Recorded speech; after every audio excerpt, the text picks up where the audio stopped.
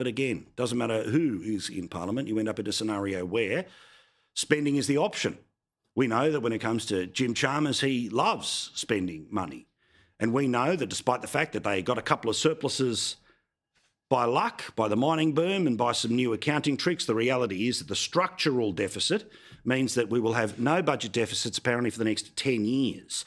As I've bludgeoned you with this graphic, but I'll keep doing it until you see it in your sleep, there will be no budget surpluses for the next 40 years. Why? Because the structural spend is that no matter how much tax they get, no matter how much more people they bring into the country, they will spend more than they get.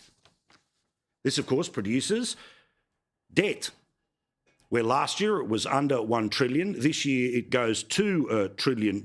Next year it's almost 1.1. The next year it's 1.1. And by the time of the next election, it will be at $1.2 trillion debt. But if, of course, you have a budget deficit every year for the next 40 years, whether it be 5, 10, 15, 20, 100 billion, you just add it to the previous tally. So $1 trillion debt will become 1.2, will become 1.5, 1.7, 2, 2.5, who cares? And you see, there's actually a theory that this is a good way to run a country. It certainly seems to be the way that Jim Chalmers likes to fund the Australian economy, which is rather than just balance things out, and thank goodness for AI for giving us a snappy little cartoon image to show you here, it's a money tree. That basically countries like Australia, economies like Australia, no one will ever call in the debt, so who cares? Just keep running up the debt, keep running up the deficits. This is, in a more complicated form, called modern monetary theory. Say that 3 times when you're trying to ad-lib on TV. And as the ABC defines it, basically, debt doesn't matter.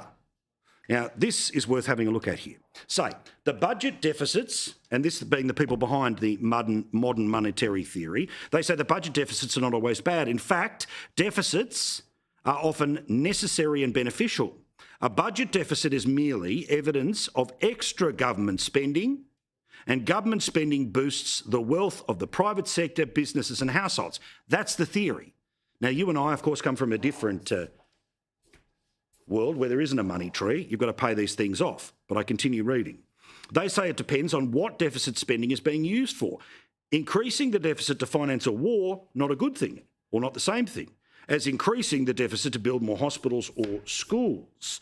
They argue that investments that will enhance productivity through better health, greater knowledge and skills, improved transport and the like are worth funding even if it results in a budget deficit. But in Australia, we don't borrow money for all of those things. We borrow it for some of those things, but every dollar that we borrow goes in part to pay what I showed you last night. 37% of the entire federal budget is for welfare. That's not an investment, that is a social safety net. Fine, great, fine, fair enough, that's the way we run our country. But you can't tell me it's okay to run a deficit when almost 40% of your budget you will never get back. You won't get it back via productivity because there's a new bridge, a new toll road, a new school or anything like that. No, instead, effectively, it just becomes dead money or, more importantly, vote-buying money. So what is the way around having to justify spending more money than you have coming in? Well, the Prime Minister uses the key word that is the giveaway of modern monetary theory. Investing. So if you just say invest, then in part some of this money goes off budget, nobody sees it. But then, of course, you have a scenario where they turn around and they just keep racking up the debt. Perfect example, Daniel Andrews, the way he ran the Victorian economy, well, it resulted in the credit agencies downgrading Victoria and its ability to pay back its debt, which means they have to pay more to pay off their debt. And the agencies are warning states like Victoria, you've got to get on top of debt or the cost of paying off that debt will go higher. And this current Victorian Treasurer has just handed down a budget where, how's this? You are going to end up in a scenario where the total debt by 28-29 in Victoria will be $194 billion, and that will cost $10.6 billion a year or $28.9 million a day to pay off.